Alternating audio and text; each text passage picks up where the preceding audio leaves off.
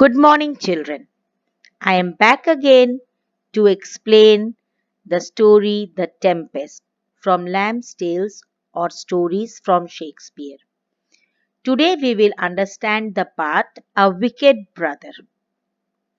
When Miranda had told Prospero that she did not remember how she came to that island, Prospero told her that 12 years ago he was the Duke of Milan and Miranda was his only child, a princess. Prospero had a younger brother named Antonio, whom he trusted very much, and as Prospero was fond of studying quietly and deeply, he left the governing of his state affairs to Antonio, who proved to be a false brother. Prospero was careless of all the worldly pleasures. He was always buried in his books, and he gave his whole time bettering his knowledge. In the meanwhile, his brother Antonio, having come in possession of the power of the kingdom, began to think himself the duke indeed.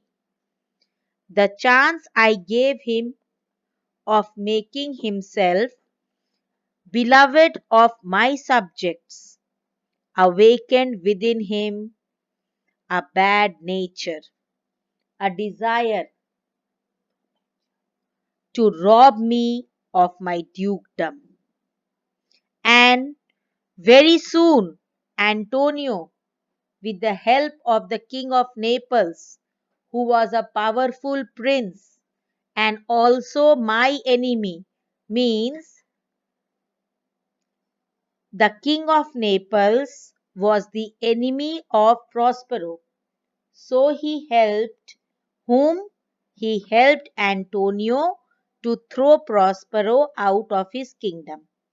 Then Miranda asks a question that why did not they that hour kill us? Then Prospero says, listen, my child, they did not dare to do so because my people loved me very much.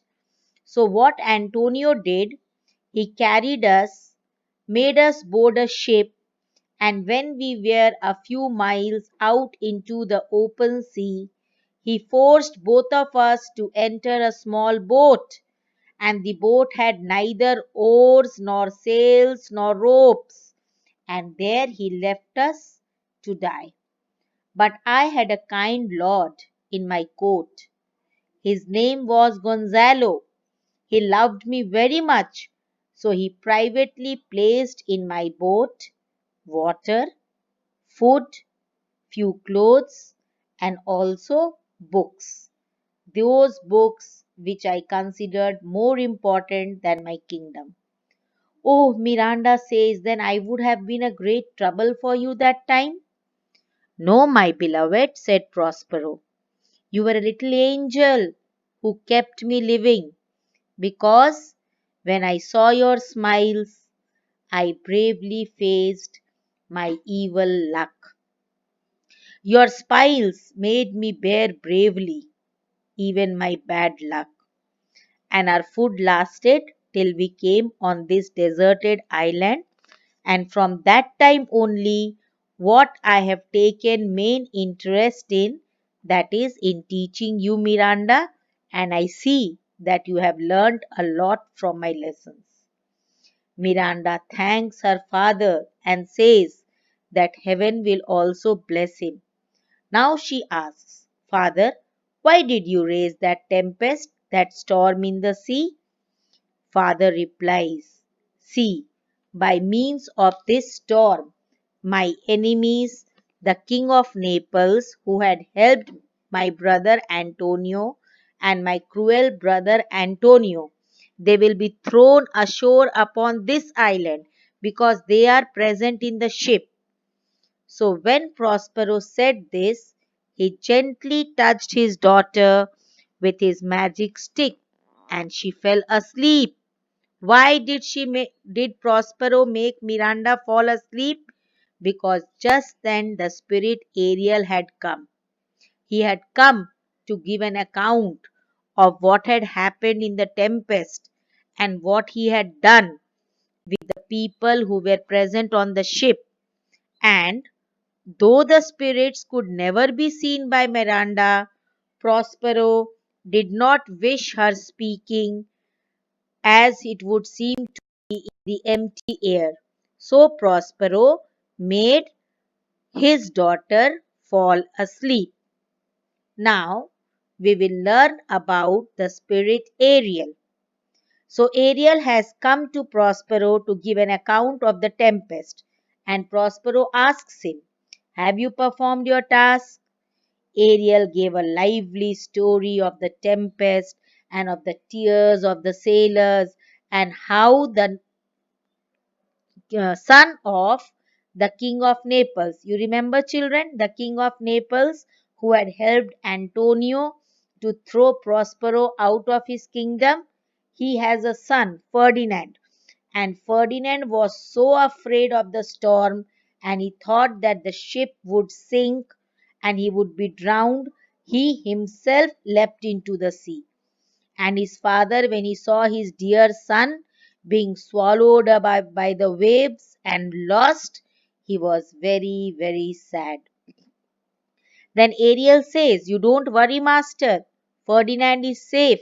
He is in the corner of the island, sitting with his arms folded, crying out sadly, thinking that he has lost his father, and he thinks that his father has drowned." But Ariel says, "Not even a hair of his head is harmed, and his princely garments, though they are wet in the water of the sea, they look fresh than before." "That's my good Ariel," said Prospero. "Come on, you bring Ferdinand here. My daughter should see that young prince. And where is the king?" King means the king of Naples.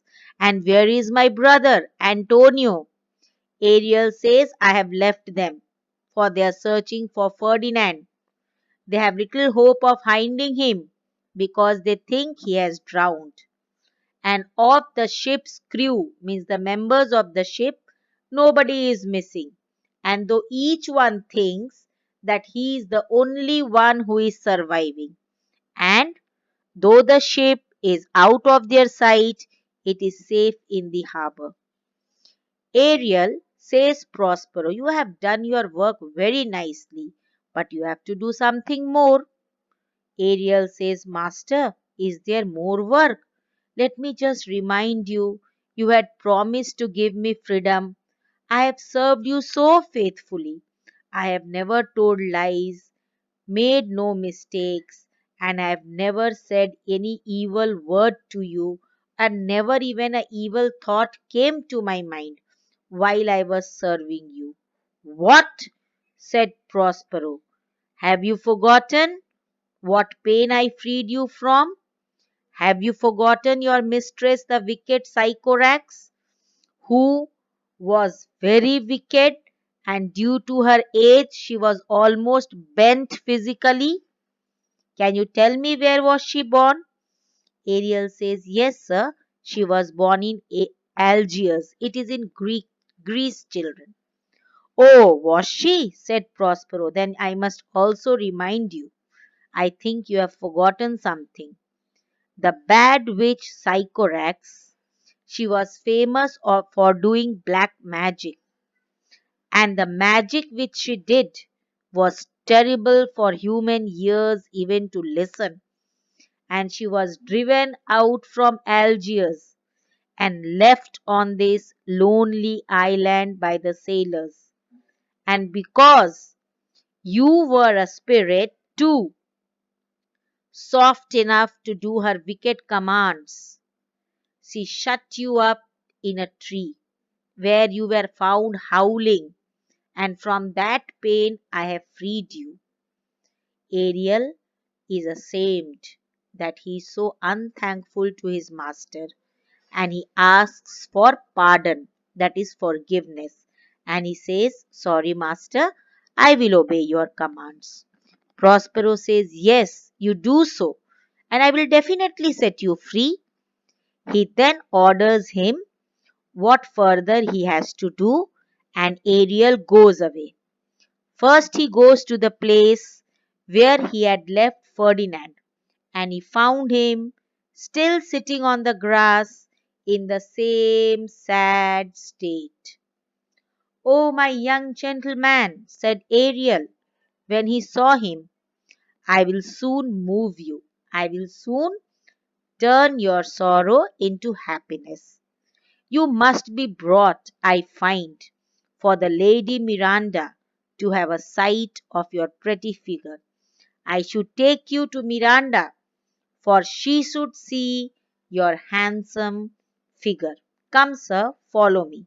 Now, the Prince Ferdinand is hearing all this in the air because Ariel is a spirit. So the prince followed in surprise the sound of Ariel's voice till Ariel took him to Prospero and Miranda, who were sitting under the shade of a large tree.